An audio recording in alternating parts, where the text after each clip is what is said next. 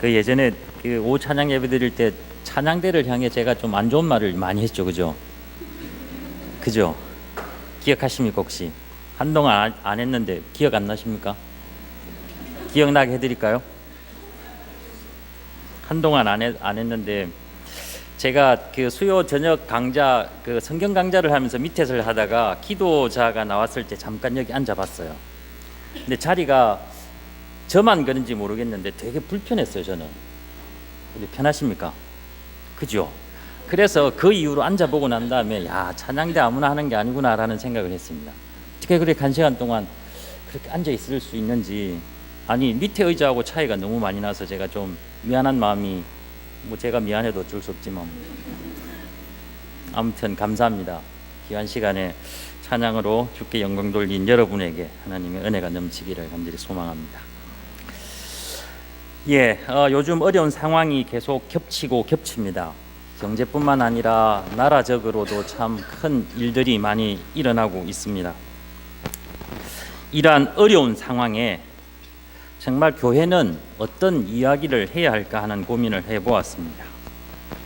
예수님은 이 세상에 오셔서 아픈 자들에게 고침을, 가난한 자에게 부요함을, 갇힌 자에게 노임을 선포하셨습니다. 그에게 다가오는 모든 병자들을, 그의 모든 병자들을 고쳐주셨습니다. 괴로워하는 사람들을 위로해 주었습니다. 정말 이스라엘 백성들이 기다리고 기다렸던 그런 메시아의 모습이었습니다. 예수님은 어려운 그 상황에서 평강을 선포하시며 희망을 주었습니다. 이것이 정말 복음의 정수가 아닐까 생각됩니다. 괴로운 곳에, 아픔이 있는 곳에 주의 말씀은 능력이 되어 고침이 되고 회복이 되는 것, 그것이 바로 복음의 능력이라고 생각합니다. 억울한 사람도 참 많고 아픈 사람도 많은 세상입니다. 그래서 교회는 희망을 선포해야 되지 않을까, 마땅히 그래야 되지 않을까 생각합니다.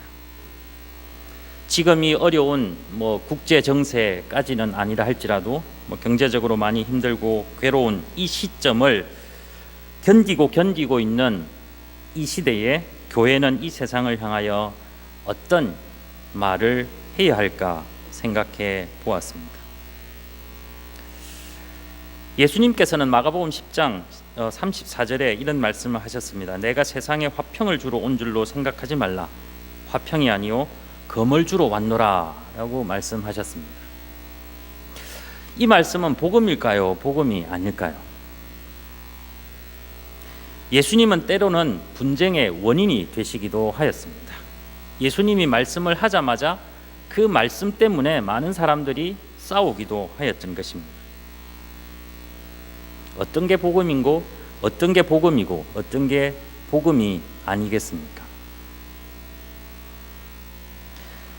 예수님께서 하신 모든 말씀은 다 복음입니다. 예수님께서 하신 모든 말씀은 그 내용이 선하고 악하고 좋고 나쁘고 긍정적이고 부정적이고와 상관없이 그분이 보여주시고 하신 모든 것은 우리들에게 복음이어야 하고 그 모든 것을 우리는 아멘으로 받아들일 수 있어야 할 것입니다. 때로는 아픈 자를 그냥 돌려보내시기도 하시고 칭찬을 받고 싶어 하는 자들을 또한 그냥 돌려보내시고 고민하게 만드신 분 역시 예수님입니다. 그때 예수님께서는 복음을 전하지 않은 것이 아니라 참된 복음을 전하였음에도 불구하고 그 복음을 복음으로 받아들이지 못한 사람이 그렇게 돌아갔을 뿐입니다. 오늘 말씀을 통해 저는 이때의 우리가, 이 교회가 해야 될 이야기의 내용을 한번 살펴보고자 합니다. 희망의 말씀이 다 좋을 수도 있습니다. 그러나 희망의 말은 때로는 마약과도 같을 때가 있습니다. 이루어지지 않지만 그 말을 듣는 순간 기분이 참 좋습니다. 하지만 그렇다고 다 그것이 하나님의 말씀이라 할 수 없습니다.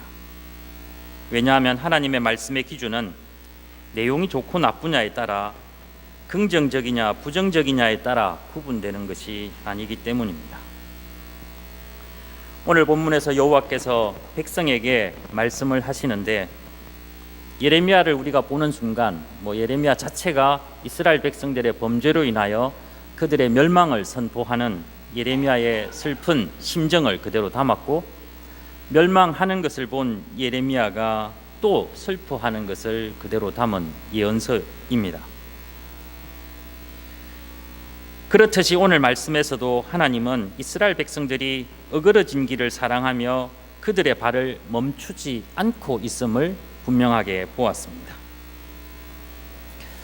어그러진 길을 사랑하는 것은 비틀거리는 것을 좋아한다라는 말로 바꾸어 표현할 수 있습니다. 비틀거리기를 좋아한다. 비틀거리는 것은 좋지 않지만 비틀거리기를 좋아한다라는 말은 자신이 비틀거리고 있음에도 불구하고 비틀거리고 있다라는 것을 깨닫지 못하고 오히려 그것을 즐거워하고 있는 형상입니다. 하나님이 보시기에 분명 잘못된 길을 가고 있음에도 불구하고 그들은 그것이 잘못된 길인지 깨닫지 못하고 더 나아가서 헤매고 있습니다. 나름 그들은 열심을 다하고 있다라고 생각하고 있지만 하나님이 보시기에는 엉망이라는 것입니다. 일전에 열심히 하는 것과 잘하는 것의 차이를 제가 잠깐 말씀드린 적이 있는데, 바로 이스라엘 백성들은 열심히 하고 있지만 잘하고 있지는 않아 보입니다. 그래서 하나님은 벌을 내리시기로 결정을 하였습니다. 내가 그들에게 벌을 내리겠다 라고 이야기하시며 예언자 예레미야에게 그들을 위하여 복을 구하지도 말고 백성들이 금식할지라도 듣지 않을 것이며 번제와 소제를 받지 않을 뿐 아니라 칼과 기근과 전염병으로 멸하겠다 하셨습니다.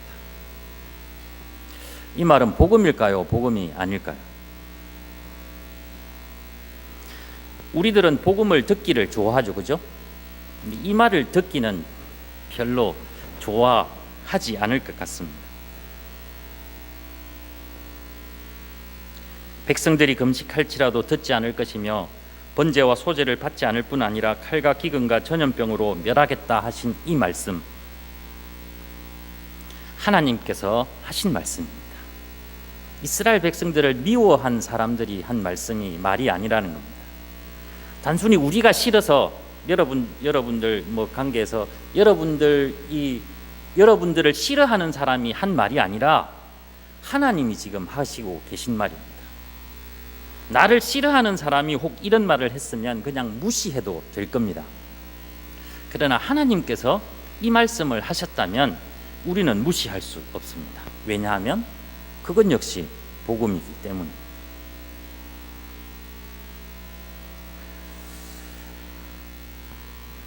이럴 때 어떻게 해야 될까? 이 말을 들은 백성들은 어떤 반응을 보여야 하겠습니까? 당장이라도 금식을 해야 하지 않겠습니까? 정말 회개의 제사를 드려야 합니다. 눈물을 흘리며 옷을 찢고 회개해야 할 것입니다. 이스라엘 백성들이 그 말을 듣고 하나님께 자신들의 잘못을 뉘우치며 멀어졌던 그 관계를 회복하기 위해 노력한다면 어떻게 되겠습니까? 여기서 나오는 금식과 번제와 소제를 드리는 것, 그것은 분명 하나님을 향한 인간의 절실한 마음의 표현일 것입니다. 금식은 개인이 회개할 때나 남을 위해 기도할 때나 특별한 일이 있을 때 합니다. 또한 한 공동체가 사람의 죽음을 슬퍼하거나 회개하거나 여러 가지 곤경한 상황이나 그 밖에 특별한 계기가 있을 때 금식을 하게 됩니다. 즉 개인이 할 수도 있고 단체가 할 수 있습니다. 하나님께서는 금식을 할지라도 라고 이야기를 했습니다. 만약 이스라엘 백성들이 금식을 했다면 어떻게 됐을까? 만약 이스라엘 사람들이 번제와 소제를 드렸으면 어떻게 됐을까? 생각해 보십시오. 여기서 백성들이 금식할지라도 듣지 않을 것이며 번제와 소제를 드릴지라도 받지 않는다라고 한 것은 이스라엘 백성들은 금식하지도 않았고 번제와 소제를 드릴 생각조차 하지 않았다라는 겁니다. 왜일까? 분명 하나님께서 하신 말씀임에도 불구하고 왜 그들은 눈물을 흘리지 않았을까 궁금하지 않습니까? 하나님이 그렇게 말씀하셨기 때문에 제사를 통해서 하나님을 기쁘게 해야 합니다. 하나님과의 관계를 회복해야 함에도 불구하고 왜 그들은 그런 일을 하지 않았을까 궁금하지 않으십니까?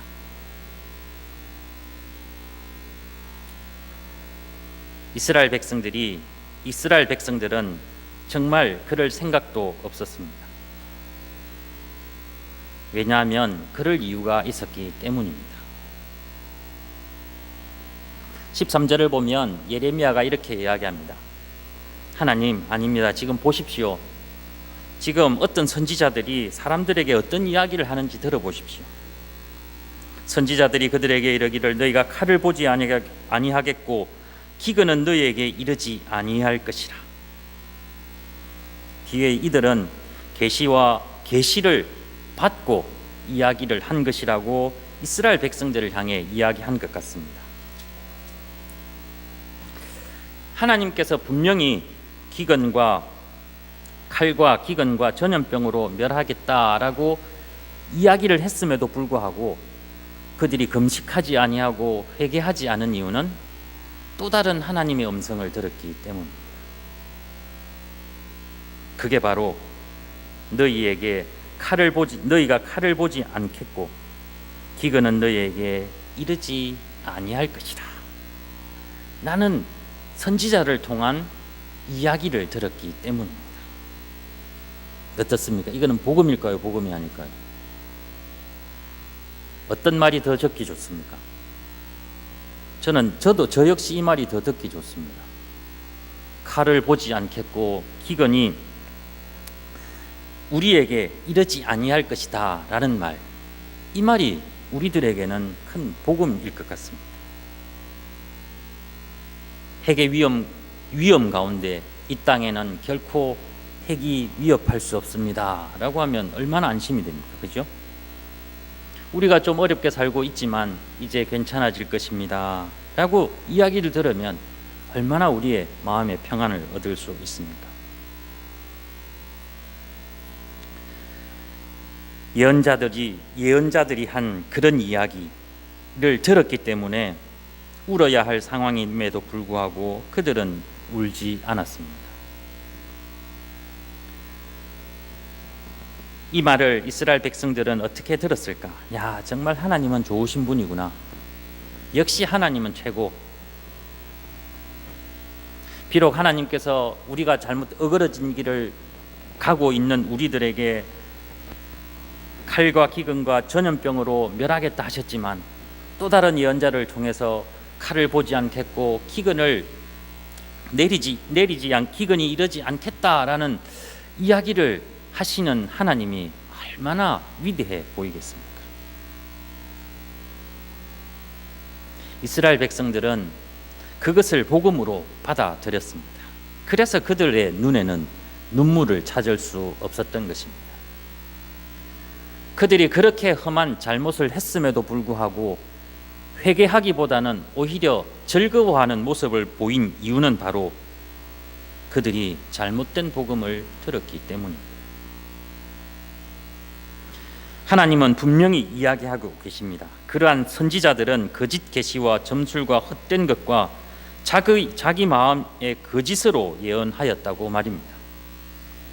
하나님은 자신이 그들을 보내지도 아니하였고 그들에게 명령하지도 않았음에도 불구하고 그들은 스스로 하나님으로부터 받은 계시다라고 이야기를 하고 있습니다. 선지자들이 그렇게 이야기하니 확인할 방법이 없지 않겠습니까? 참 이스라엘 백성으로서는 난감한 상황입니다. 저 말을 들어야 될지 말아야 될지 고민하는 사람도 있었겠지만 대부분 고민하지 않았나 봅니다.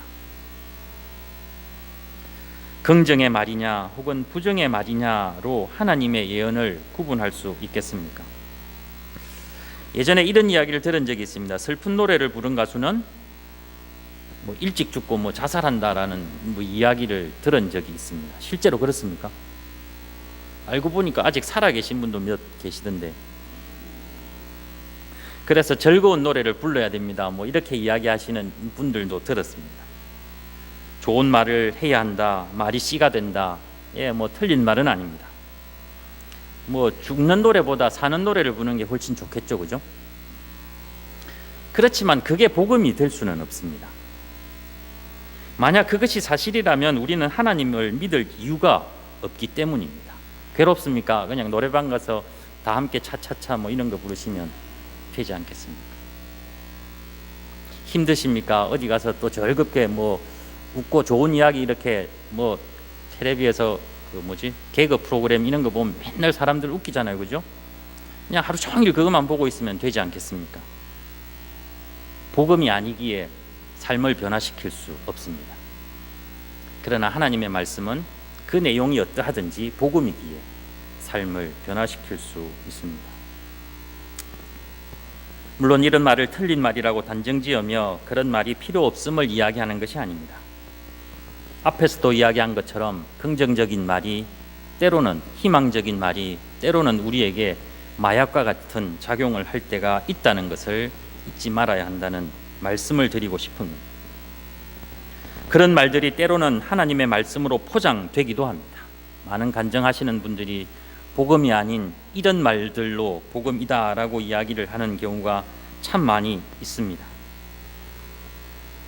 그런 것들을 하나님의 말씀으로 포장하여 사람들로 하여금 참 하나님의 말씀을 듣지 못하게 하는 경우가 많이 있다는 것을 염두에 두어야 하기 때문입니다. 하나님의 예언은 무엇으로 판단되어야 할까? 하나님의 말씀은 혹은 복음은 어떤 기준으로 판단되어야 하겠습니까? 지금 누가 잘 될 거다라고 하며 희망의 말을 한다면 그것이 복음일까? 혹은 지금 누가 망할 것이다 라고 부정적인 말을 하면 그것은 복음이 아닐까? 그 내용으로 우리는 판단해서는 안 될 것이며, 우리의 판단 근거는 바로 하나님이 하신 말씀인지 아닌지 그것을 구분하는 것입니다.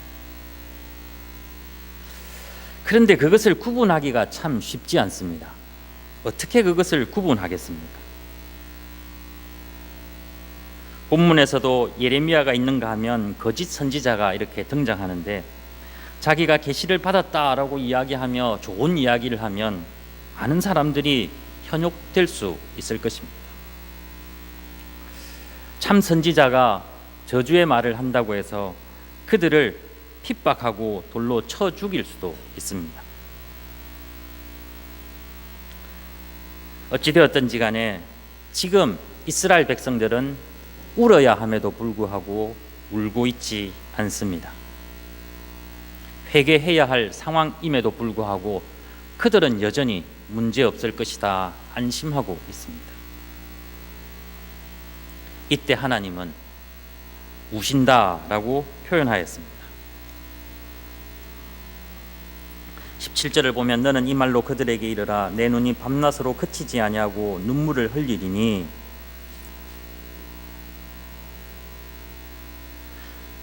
그런 순간 하나님이 우리를 대신해서 우신다라는 겁니다. 우리가 하나님의 말씀을 잘못 이해하고 하나님의 말씀을 따르지 아니하며 하나님의 말씀을 제대로 분별하지 못하는 순간 우리는 그것 때문에 즐거워할 수 있겠지만 하나님은 그 시간에 우리 때문에 우신다라는 겁니다. 밤낮으로 그치지 아니하고, 이것은 그 슬픔을 아무리 이렇게 슬퍼도 한번 울었다가 조금 있으면 좀 잊혀지기도 하잖아요, 그렇죠? 조금 있으면 사라질 수 있는 슬픔들이 있습니다. 밤낮으로 그치지 아니하고 눈물을 흘린다라는 것은 한순간도 그 슬픔을 잊지 못한다라는 것입니다. 그 슬픔이 뭐겠습니까? 이스라엘 백성들이 복음을 분간하지 못하고 회개하지 아니하며 근심하지 않는 그런 것 때문이었습니다. 자신의 백성이 큰 파멸, 중한 상처로 말미암아 망하게 되는 것, 어쩌면 하나님은 그것을 기뻐해야 합니다. 그래, 너희들 하나님의 내 말을 잘 안 들었지, 그래 잘 되었다, 그래 혼나봐라, 그럴 줄 알았다라고 신나서 이스라엘 백성들이 멸망하는 것을, 우리들이 무너지는 것을 기뻐하시는 하나님일 것 같지만, 그러나 하나님은 이스라엘 백성들이 넘어지는 것, 그들이 아무리 큰 죄를 지었다 할지라도 그들이 넘어지는 것을 그저 보고 있을 수 없었습니다. 우리들이 아무리 큰 잘못을 했다 할지라도 우리들이 넘어지고 쓰러지는 것을 하나님은 기뻐하지 아니하고 오히려 슬퍼하신다는 것입니다. 우리에게 어떤 말이 전해진다 할지라도 하나님이 이렇게 눈물을 흘리신다라는 것은 우리들을 향한 끊임없는 사랑을 표현합니다. 그렇게 하나님은 우리를 사랑해 주셨습니다. 이미 쓰러지고 넘어져서 저 과거의 기억 속에 없어져야 할 우리들을 아직까지도 이렇게 살게 하신 하나님의 사랑이 바로 여기에 있습니다. 오래전에 없어져야 하고 무너졌어야 할 우리 자신이 아직도 살아있고 살아있는 것은 바로 하나님의 눈물 때문이었습니다. 이제 우리는 우리가 눈물을 흘려야 합니다. 하나님께서는 자신의 눈물을 보이시며 자신의 부족함을 혹은 자신의 연약함을 나타내신 것이 아니라 우리의 연약하고 우리의 부족함 때문에, 아니 우리를 더욱더 강하고 담대하게 만들지 못한 그 책임을 자신에게 두고 있는 것 같습니다. 세상에 모질라는 사람이 어디 있겠습니까? 늘 잘 되는 사람이 어디 있겠습니까? 우리는 늘 부족하고 늘 넘어질 수밖에 없습니다. 그러나 하나님은 일어나는 사람들을, 승리하는 사람들을, 혹은 잘 되는 사람들을 칭찬하시는 분이 아닙니다. 하나님은 쓰러졌음에도 불구하고 일어나기 위해 주의 이름을 부르는 사람을 기뻐하십니다. 쓰러지지 않는 사람을 기뻐하기보다는 쓰러져서 일어날 수 없을 정도의 큰 좌절을 겪은 사람이 일어나기 위해 애써보지만 자신의 힘으로 일어날 수 없다는 것을 알고 주의 이름을 부르는 그 순간, 하나님은 우리를 향해 기뻐하실 것입니다. 우리는 하나님의 기쁨이 되어야 합니다. 하나님의 근심이 아니라 하나님의 기쁨이 되는 것, 그것은 무엇일까? 지금 우리가 가는 길을 한번 살펴보십시오. 생텍쥐페리의 어린 왕자에 보면 술꾼 이야기가 나옵니다. 어린 왕자가 한 별을 갔는데 거기에 술꾼이 살고 있었습니다. 매일 술만 이렇게 먹는 거죠. 그래서 안타까워서 왜 이렇게 술만 먹습니까? 라고 물어보니까 이 사람이 뭐라고 대답했냐면 잊어버리기 위해서 술을 먹는답니다. 그래서 궁금해서 무엇을 잊어버리기 위해 그렇게 술을 먹습니까? 라고 물어보니까 부끄러움을 잊어버리기 위해 술을 먹는답니다. 그래서 어린 왕자가 마지막으로 물었습니다. 도대체 무엇이 부끄럽습니까? 라고 물어보니까 뭐라고 대답했겠어요? 술 마시는 게 부끄러워서.